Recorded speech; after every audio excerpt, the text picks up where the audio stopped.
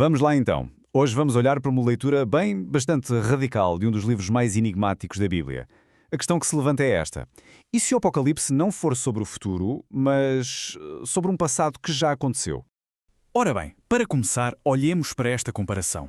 É fascinante. De um lado temos a cronologia histórica da queda de Roma. Do outro, a sequência de eventos proféticos do Apocalipse. A forma como os dois se espelham, a progressão desde a divisão de poder, passando pela consolidação até uma série de catástrofes que culminam no colapso total. A semelhança é, para dizer o mínimo, impressionante. E, claro, esta observação levanta logo uma questão fundamental. Será que as figuras apocalípticas do livro de Apocalipse não são símbolos de um futuro longínquo, mas sim representações diretas de figuras e entidades da Roma antiga? Pois bem, a teoria que estamos a analisar defende precisamente isso. A ideia é que toda aquela linguagem forte, vívida do Apocalipse era, na verdade, uma espécie de mensagem codificada. Uma mensagem sobre o quê? Sobre o julgamento que estava para cair sobre o Império Romano, o mundo que os seus primeiros leitores conheciam e, claro, temiam. E é aqui que a coisa se torna mesmo interessante, na forma como esta teoria descodifica os símbolos principais. Vejamos. As várias esferas, ou bestas, seriam a sucessão dos Césares, os imperadores romanos. A grande prostituta, bem, essa simbolizaria a religião oficial do Estado, aquela que foi estabelecida pelo imperador Constantino. E a queda dela, nada mais nada menos do que o próprio julgamento e colapso do Império Romano. Ora, esta forma de reler o passado leva-nos, inevitavelmente, a uma tese bastante radical. Uma tese que vai contra um dos pilares da escatologia cristã tradicional. E aqui chegamos ao ponto central, talvez o mais provocador de toda esta teoria. E se o famoso reinado de 1000 anos de Cristo e a prisão de Satanás não forem de todo eventos futuros, mas algo que na verdade já aconteceu e que já terminou? O autor desta leitura até especula sobre quando é que este período de 1000 anos poderia ter ocorrido. Lança algumas hipóteses, talvez entre o ano 500 e 1500 depois de Cristo, ou, quem sabe, entre 900 e 1900. O ponto fundamental, segundo ele, é que se tratou de um período de eventos espirituais, não de um governo literal físico na Terra. Ok, então, vamos admitir por um instante que a fera era mesmo Roma. A pergunta que se segue é inevitável, não é? O que é que aconteceu aos mártires que essa mesma fera perseguiu?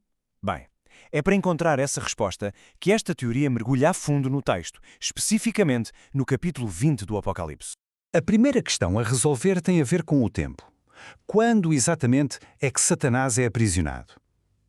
Este é um ponto absolutamente crucial para que toda esta cronologia faça sentido.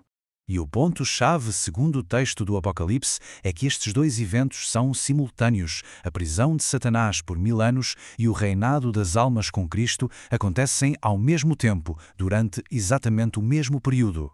Isto leva-nos de volta aos primeiros cristãos, não é? A quem o livro do Apocalipse se dirigia originalmente. A pergunta é, será que este reinado com os mártires já poderia ter acontecido, tendo em conta a situação histórica deles?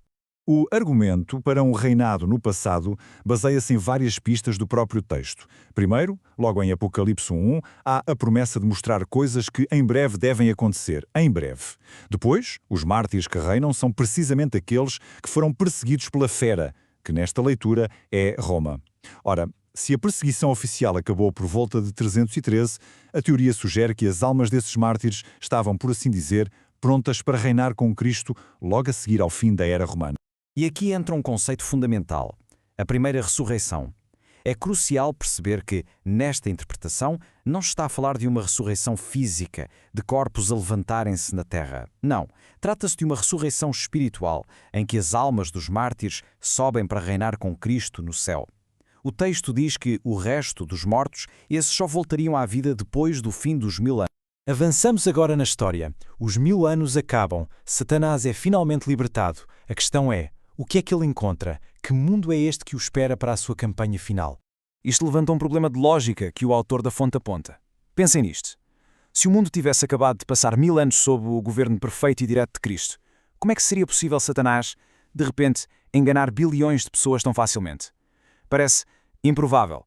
O cenário de um engano em massa, à escala global, parece fazer muito mais sentido se o mundo não tiver acabado de sair dessa experiência divina. Se aceitarmos que o reinado de 1000 anos já passou, a implicação é, francamente, vertiginosa. Significa que, neste momento, estaríamos a viver no tal curto período de tempo depois da libertação de Satanás. E isso leva-nos diretamente ao conflito final. Esta perspectiva, claro, coloca os acontecimentos do nosso tempo num contexto completamente novo e, sejamos honestos, bastante dramático.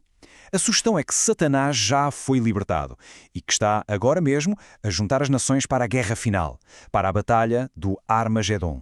E aqui o autor tenta fazer a ponte, mapear essa profecia antiga no nosso mundo moderno.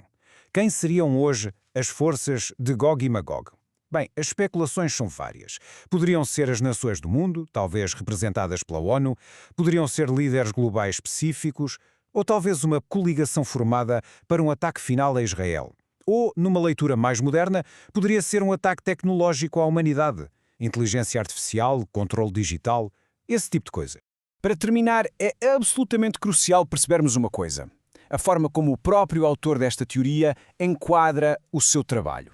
A fonte original acaba com um pedido explícito do autor, que se descreve a si mesmo como avózinho português. Ele diz, e passo a citar: por favor, destruam esta interpretação do avózinho português.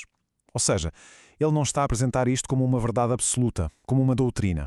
Pelo contrário, é uma leitura pessoal, especulativa, e ele próprio incentiva a que seja criticada, examinada, em vez de ser aceite cegamente. E tudo isto deixa-nos com uma última pergunta, talvez a mais importante de todas, que vai para além desta teoria em particular. É sobre a própria natureza da interpretação. Até que ponto é que o nosso tempo, as nossas ansiedades, as nossas tecnologias, a nossa política moldem a maneira como lemos e entendemos estes avisos que vêm de um passado tão distante? Fica a pergunta.